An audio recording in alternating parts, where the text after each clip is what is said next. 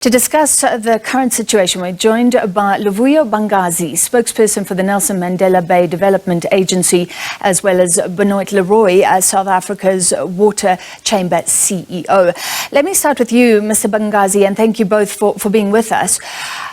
Just give us a sense of the overall situation. I think South Africans were following Cape Town blow by blow. There's been a lot of bad news coinciding with the declining levels in Nelson Mandela Bay.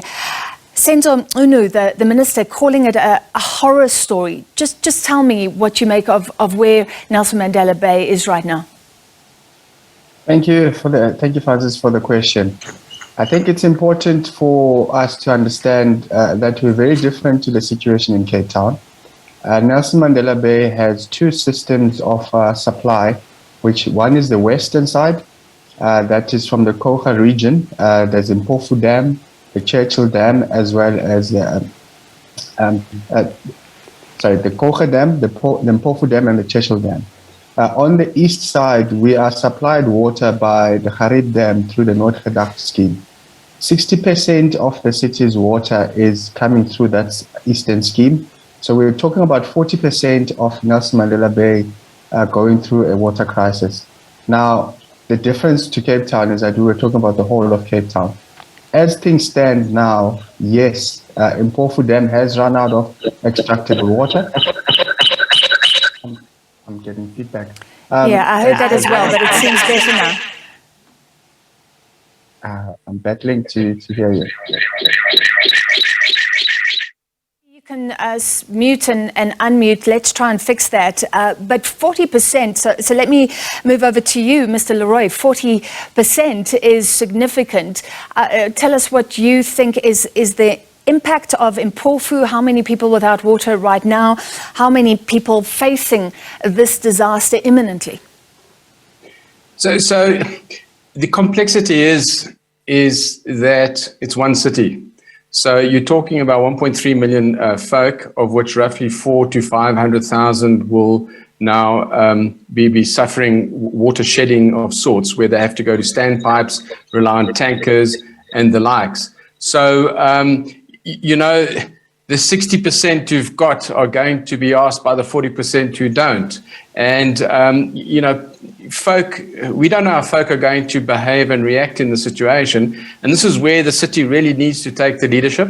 I know business has been quite intimately involved, and also national government has intervened as the de facto water service authority through Amatola Water Board to supplement the local capacity so that we can avoid the 40% under duress. If you're used to having a shower in the morning before going to work, and now you can't, you've got to either yourself or send a family member to go and collect 25 liters of water from a standpipe. The city's own words are 4 to 5 hours if it's a drive-through. Now you've got the older folk and the people who are impaired who won't be able to go and do that, who have to rely on neighbors, etc. So there's a whole chain of events, and we take water for granted. The reality is there's no substitute for it. In energy, we've got substitutes. We've got gas, we've got battery storage, we've got UPSs, we've got solar. There's a myriad of them. Water, we don't. But, we don't see this slowly unfolding catastrophe. It's not a crisis, it's a catastrophe. And the minister's 100% right. Now the question is, how can we mitigate today, tomorrow, to make sure that people can survive, can go to school, can go to work, can do their let's say the government work. There's a lot of civil servants involved. And so we must try and avoid the 60-40, the us and them.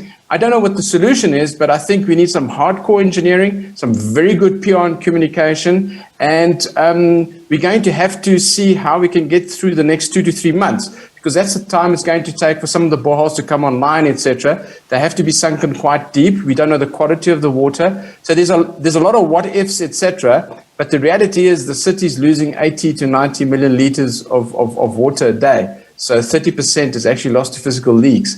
And that has to be visibly mitigated so that people can see that the city is doing its part, so that the citizens can do their part, and we can bring that overall consumption down. Yeah, and we've seen that means no water supplies. Those leaks are fixed to try and deal with what's happened in the past. Mr. Bangazi, I hope that you're back and we don't have a technical issue now. Mr. Leroy mentioned old people getting water supplies if and when they do run out. One report apparently, by the way, mentioned that people could die of thirst. Is that actually a possibility? I think it's very important to not instill fear in people. I think we need to be responsible about the statements we make. The city has a plan to provide water during this period of shortage. As Mr. Leroy knows, we have constructed water collection points. We have made available many tankers that will be moving in and around the city. We have taken note of the fact that there are homes. There are people who are highly affected, who may be homebound, that we need to find ways and means to get through to them. That is very clear. The city understands that. I think the important thing here is that, we're working right now. We're working with the humanitarian organization, the Gift of the Givers. They've come on board to find other means to distribute water to needy homes, to needy situations like hospitals. The city will continue. The installation of water collection points is a means to reduce pressure on the system.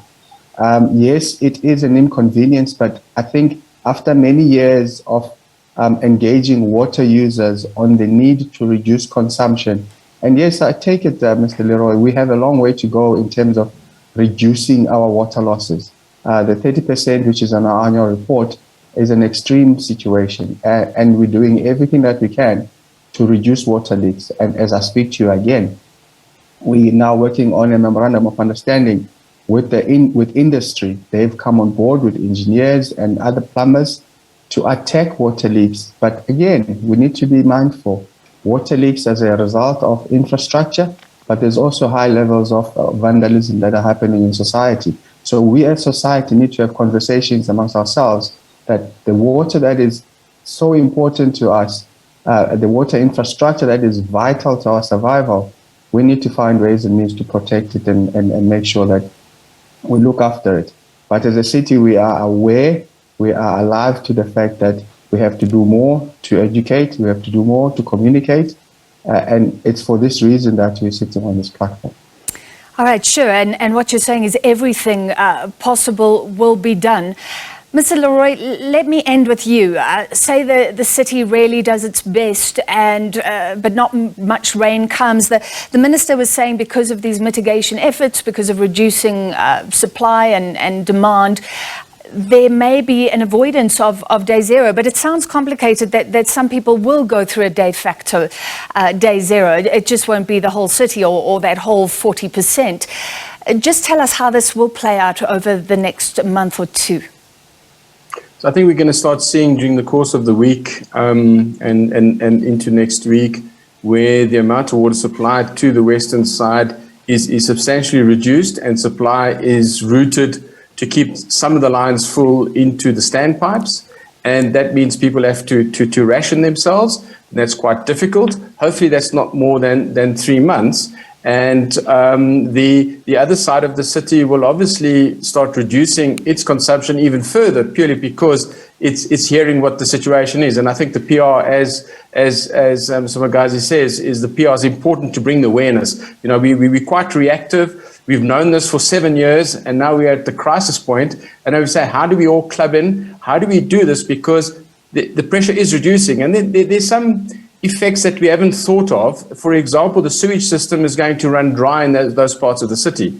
And we must avoid, so we're going to have to bring in tankers, for example, and people must be told what they're doing, not wasting water, is to flush the system. Otherwise, we're going to get anaerobic digestion and methane gas being generated. That's extremely flammable, for example. So, we understand the engineering behind all this, but there's a lot of things that have to happen, and everybody has to do their bit. But the reality is we have less water over the next period. rain will come, but I'm a strong believer that this is the new normal. Like it's in California for over a decade, the rain is sporadic. It's not going to save us. We don't have the cold fronts hitting us with the intensity as they do now in the Western Cape. The areas in between the tropics and the southern Atlantic weather systems, so it's caught right in between, and we have to adjust to this. And also we have to start implementing right now as we speak. We mustn't be planning, we must be implementing new water. So we have to extract water from the sea. There's a lot of water in the sea, a bit of salt, but we have technology for that. We have to start reusing more. We have to reduce our footprint as we've done with energy, with LEDs. We can do the same thing. I think water is becoming the important resource, and we mustn't overcharge for it. We must make it affordable, but it must be responsible. So I think we're on a new dawn. It's good for us. I think there's a tragedy on the one side, but let's not let this good crisis go to waste. Let's all pull together and work together. And I think we'll be able to get over this hopefully in the next 3 months or so. All right, a good note to end on. We really feel for those people who are and are going to be affected. That was Luvuyo Bangazi, spokesperson for Nelson Mandela Bay Development Agency, and Benoit, South Africa Water Chamber CEO.